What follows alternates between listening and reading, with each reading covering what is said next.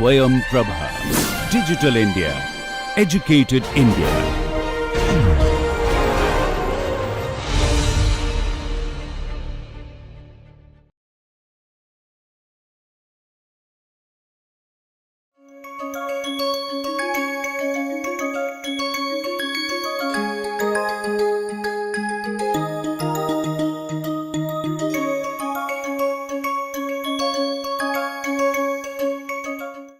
Hello everyone. So in the last class, we looked at the dissipation spectra and how it was behaving at different length scales. We started with the model spectra. We looked at how the model spectra behaved for the entire range. Then we looked at the compensated spectra in order to enhance the dissipation range. They emphasize the dissipation range, I should say. Then we looked at the dissipation spectra towards the end of last class, where what we looked at was the following, right? You had the dissipation spectra behaving like this. We saw where the peak dissipation occurred, and you just had to look at this one. This was the peak. Then we also plotted in this figure the cumulative dissipation, just to see where the bulk of the dissipation is concentrated in. And it turns out that if you just look at this particular table here, so we have the peak of the dissipation spectrum occurring at kappa eta equals 0.26, corresponding to L over eta equals 24. And then you have these cumulative dissipation values. So when it is 10% of its dissipation, it is kappa eta at 0.1 and L over eta at 63. And when it is 90% of its dissipation, as in total dissipation, then kappa eta is 0.73 and L over eta equals 8.6. So that comes from the figure, right? So, but what we had realized is that 10% to 90%, so that is 80% of the dissipation, occurs between 60 eta approximately and 8 eta approximately.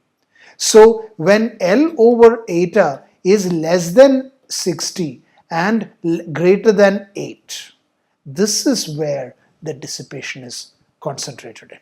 So that's 80% of the dissipation. We are ignoring 20% of the dissipation. But what we said is that the bulk of the dissipation is occurring here. Okay? So earlier, a few classes back, when we talked about the dissipation demarcation length scale being 60 eta, as in that is where the dissipation starts, this is what we were referring to, because it is at 10% of the dissipation. So you ignore the 10% on the other side, on the energy containing range. Sorry, the inertial subrange and the energy containing range, right?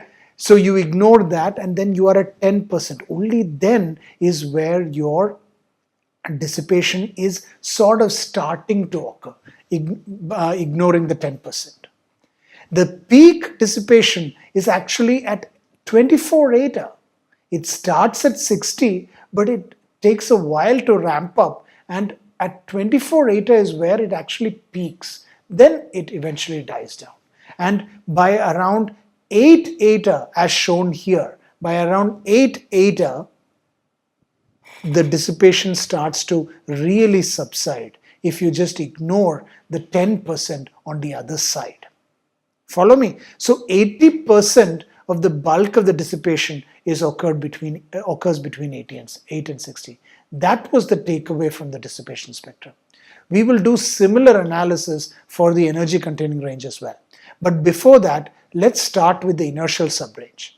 Now, what is plotted here? Again, a compensated 1D spectra. What do I mean by that? I had explained this in the last class.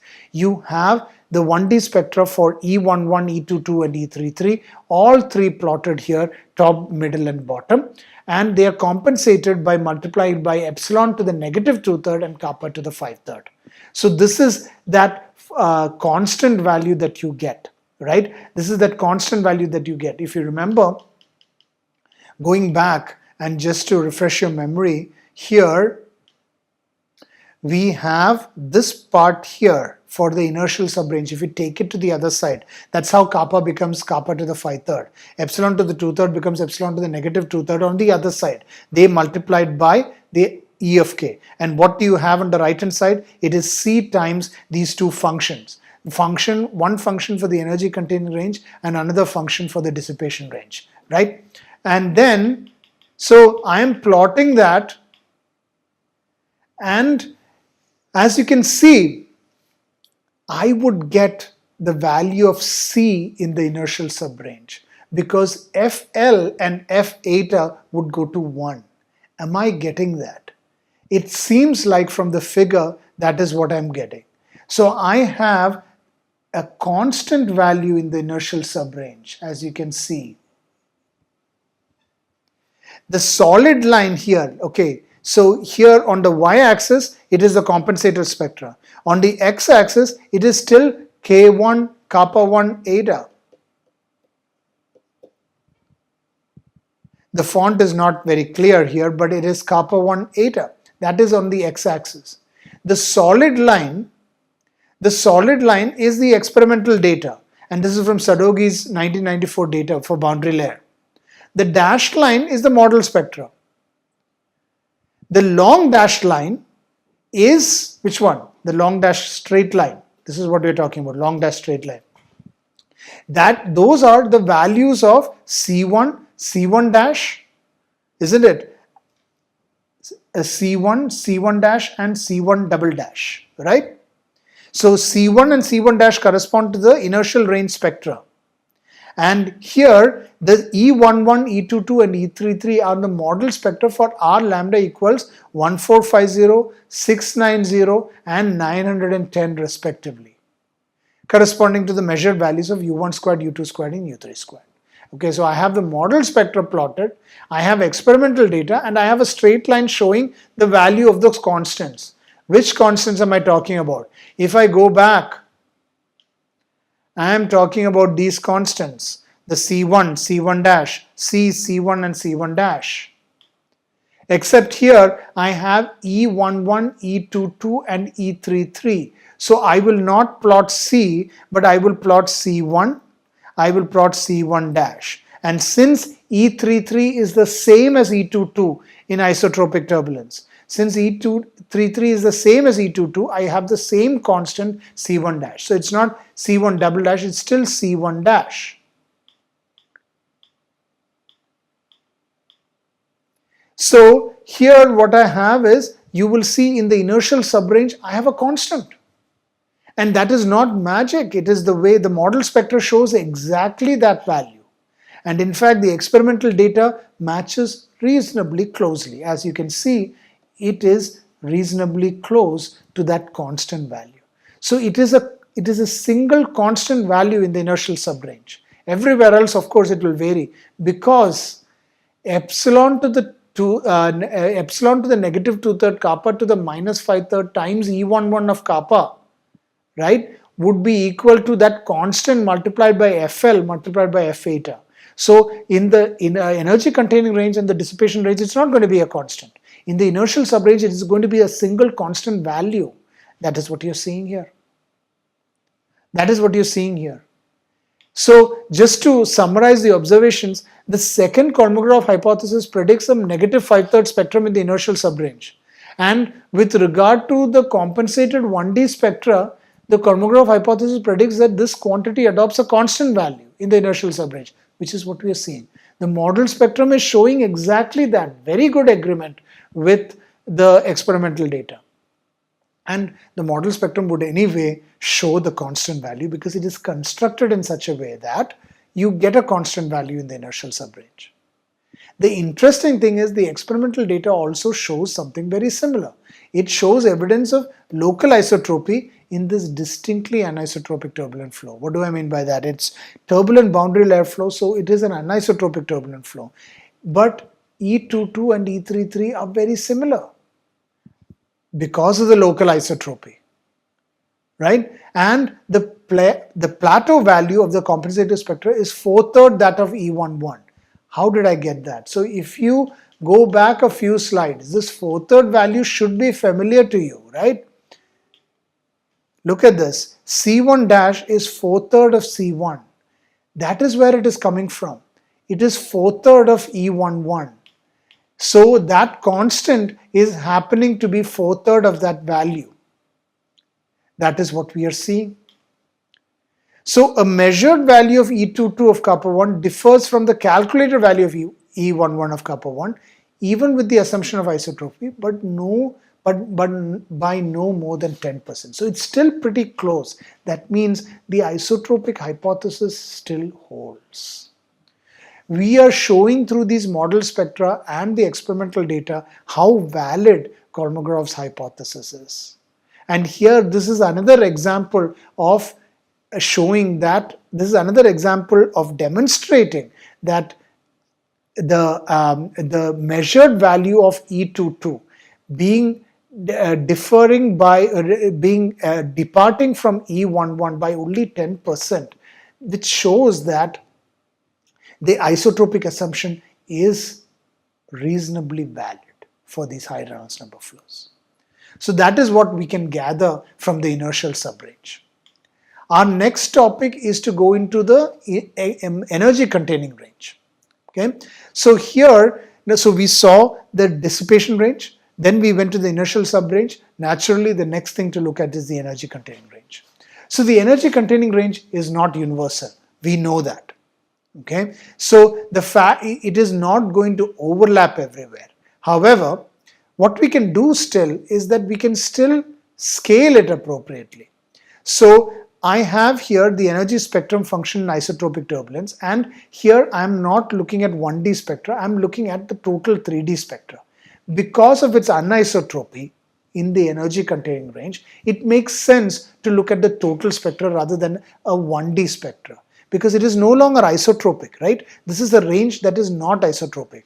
Everywhere else, inertial subrange and the dissipation range makes up for the universal equilibrium range, which is the isotropy assumption is valid there. Whereas in the energy containing range, the isotropic assumption is not valid. So it doesn't make sense to look at a 1D spectra, we will look at a 3D spectra. Alright, so what is shown here? It is the energy spectrum function in isotropic turbulence normalized by K and L11. L11 is the integral length scale. The symbols are actually experiments, which are grid turbulence experiments, okay, from Comte-Below and Corzine from 1971. And the circles are R lambda is equal to 71, so not too high. Squares are R lambda is equal to 65, again not too high. And triangles are again R lambda is equal to 61. So approximately the same Reynolds number, And that is why you see them sort of overlapping a little bit. Okay, not overlapping as in what you see in the universal equilibrium range, but they are very close to each other. They are not meant to be if the Reynolds number is much different. Whereas here, since the Reynolds numbers are similar, and that is why we picked these Reynolds numbers, we are seeing that they are pretty close to each other. The line here, okay, the line here is a model spectrum. The solid line, okay, the lines are the model spectra. Solid line is with P0 is equal to 2 for lambda, R lambda is equal to 60, and dashed line is P0 is equal to 2, R lambda is equal to 1000. Okay, so clearly you have the model spectra plotted at different Reynolds numbers. The dot dash line is the P0 is equal to 4, R lambda is equal to 60. So you can see where does the P0 come in. If you look at the model spectra, which we showed a couple of classes ago, this is where P0 comes in, right? In this energy containing range. And P0, we had discussed at that time that P0 can have different values. It can have 4, then it is called a one common spectrum. You can also have P0 equals 2. So we have tried those two different values and plotted the model spectrum here along with experimental data from Comte-Below and Corzine. So here you have it as, so you have these symbols which are experimental data and lines which are the model spectrum. Okay, what are our observations? Now, unlike the universal equilibrium range, the energy containing range depends on the particular flow. We know that it is anisotropic, it's the energy containing range. It would depend on the kind of flow that you have. So it depends on the Reynolds number. Also, since the 1D spectrum provides very little direct information because E11 of kappa 1 contains contributions from all wave numbers that are greater than kappa 1, what we need is actually E of kappa, because that would be the most informative for isotropic turbulence. And what you can do is you can obviously get that by differentiating the 1D spectrum. You can get that. Okay. Now here we are scaling it by two different quantities. One is the turbulent kinetic energy and the other one is L11. The turbulent kinetic energy is obtained by integrating over the entire 3D spectrum. Right? The energy spectrum function, if you integrate over the entire thing, you get K, turbulent kinetic energy. Now the integral length scale is obtained by taking 0 to infinity E of kappa over kappa d kappa, and that would be 4 over 3 pi K L11. So that is how you get the integral length scale. So K you obtain by just integrating over the entire energy spectrum function, and L11 you obtain by taking, you integrate E of kappa divided by kappa. Now as you can see, the shape of the spectrum does not vary strongly with Reynolds number, we know that. For the model spectrum, P0 is equal to 4 has a slightly different shape than P0 is equal to 2. That is also expected. There's a 10% difference. What else? Now I showed the energy spectra, right, which was scaled. We noticed that it does not vary too much with Reynolds number. It was scaled, but let's see now, by plotting the cumulative turbulent kinetic energy. And this is what I'm going to do. I did the same thing with my dissipation spectrum, and this is what I'm going to do. So for the model spectrum, I'll calculate a cumulative turbulent kinetic energy, which is K from 0 to kappa is 0 to kappa E of kappa prime d kappa prime. So basically the energy spectrum function integrated up until a certain point. And in this case, you are integrating it until kappa, and you are calculating the turbulent kinetic energy until that kappa value. And then you're plotting that cumulative dissipation against this L over L11. Just like earlier we plotted it against L over eta, here you're plotting it against L over L11 or 2 pi over kappa L11. Alright, and let's do some similar analysis. So as you can see, it is plotted here, right? And two different Reynolds numbers are shown. One is R lambda equals 1000 and another one is R lambda equals 30. It is on the x-axis, it is L over L11 and also kappa over kappa times L11. As you can see, since kappa is inversely proportional to L, as L is increasing here, kappa is obviously decreasing here because they are inversely proportional. Two curves are shown here just to show one relatively low Reynolds number and one relatively high Reynolds number. Also, the cumulative kinetic energy is normalized with the total kinetic energy, just to normalize it. So that's why it starts from 1. All right. What else? What can we say from here? Now we will do a similar table like we had it for dissipation. The peak of the energy spectrum occurs at L over L11 equals 5. The peak of the energy spectrum, or kappa L11 equals 1.3. Let's see. The peak occurs at L over L11 equals 5. Isn't it? Isn't that what it said? The peak occurs at kappa L11 equals 1.3 and L over L11 equals 5. That is where the peak is occurring. So we don't have the energy spectra plotted here. But if the energy spectra was plotted, it would show something like this. So we would have to show it. It would start from here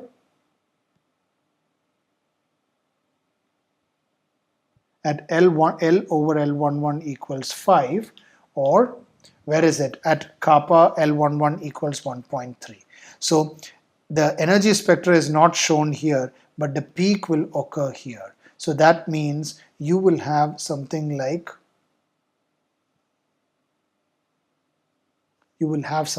this. Since kappa is sort of, the kappa axis is reversed, the inertial subrange would be here. This would be ISR. This would be the dissipation range, isn't it? This is the energy spectra, E of kappa. This is the power law, isn't it? Kappa squared. So this is the energy containing range. Energy, ER as we call it, energy range. The inertial subrange and the dissipation range, isn't it? So the peak occurs there. All right. What else? 10% of the kinetic energy. Okay. 10% of the kinetic energy is at L over L11 equals 6 and kappa L11 equals 1.0. That makes sense. L over L11 equals 6. This is where 10% and kappa L11 equals, what was it? 1.0. Okay, so somewhere here. That is 10%. And I want to go directly to the 90%. Occurs at L over L11 equals 0.16 and kappa L11 equals 38. 0.16 and 38. 0.16 and 38. So that would be somewhere here. This is where 90% occurs. So as you can see, this is 10%, and if I take it all the way up, this would be around 90%. It's very close to that one. So we have it as 10% to 90%. So 80% of the energy, right? 80% of the energy is contained in this range. 80% of the energy is contained in that range, meaning from it is contained between 80%, right, of the energy is contained between 6 and 0.16. So 0.16 L11 and 6 L11. So L between 6 L11 and 0.16 L11. In other words, it is contained between 6 L11 and 1/6 L11. Sorry, L11. L is capital. So my energy is contained in these length scales. 80% of the energy is contained between 0.16 L11, or that is 1/6, or that is 1/6 L11 to 6 L11. And that's it, right? So now you see where we got the 1/6 L11 from. If you remember, we had a demarcation length scale for the energy containing range. We said that below that is the universal equilibrium range. Above that is the energy containing range. This is where it is coming from. For a bunch of model spectra at different Reynolds numbers, we realize that 80% of the energy, turbulent kinetic energy, is contained in these wave numbers. And that is between 1 and 38. 1 and 38. Remember, in the dissipation spectra, we said that the LDI was 68. 68. And here what we are saying is that 80% of the energy is contained between 1 and 38, meaning 38 is the demarcation length scale for 38 is the demarcation wave number for the energy containing range. So essentially what we are saying is LEI is approximately equal to 1/6 L11. We already said that, and at that time I said let's consider this to be arbitrary, but here is proof for that. 0.16 is approximately equal to 1/6. That's where the 1/6 is coming from. And and kappa EI is approximately equal to 38. So that means that is the wave number.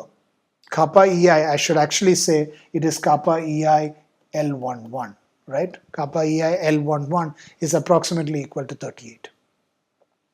So that is the energy demarcation length scale. It is at that point that the universal equilibrium range starts. Above that, below that in terms of Reynolds numbers, and above that in terms of length scale is the energy containing range. So that is what we have showed through this plot, that you have it, the turbulent kinetic energy is mostly contained in this range. Beyond that, the energy is negligible. So if we ignore 20% of the energy, 10% on this side, as in 10% on extremely high wave numbers, and 10% on extremely low wave numbers, right? So less than 1, for example. So 10% is contained here and 10% is contained here, isn't it? So what we are saying is, if we ignore that on the extremely high wave number scenario and the extremely low wave number scenario, we will see that if you can get these wave numbers right, you can account for most of the energy, 80% of the energy to be precise. So that 80% of the energy is what we are after. And that is what we are summarizing here. So the energy containing motions are characterized by length scales ranging from 6L11 to 1/6L1. Isn't it? That's what we are saying. So 80% of the energy is contained here. Everything else is a very small contribution to the turbulent kinetic energy. So if you want to ignore that, you are only ignoring 10% of the energy. That's what we are saying. And this is the basis of turbulence modeling approaches that utilize something like resolving the large scales, like a large eddy simulation, where what they do is they resolve the large scales, assuming 80%, 90% of the energy is actually resolved. You're only ignoring 10% of the energy. So we will see that when we cover large eddy simulation, but this is the basis of all that. I hope this was clear. We will continue by looking at the transfer of energy in the next class. Thank you.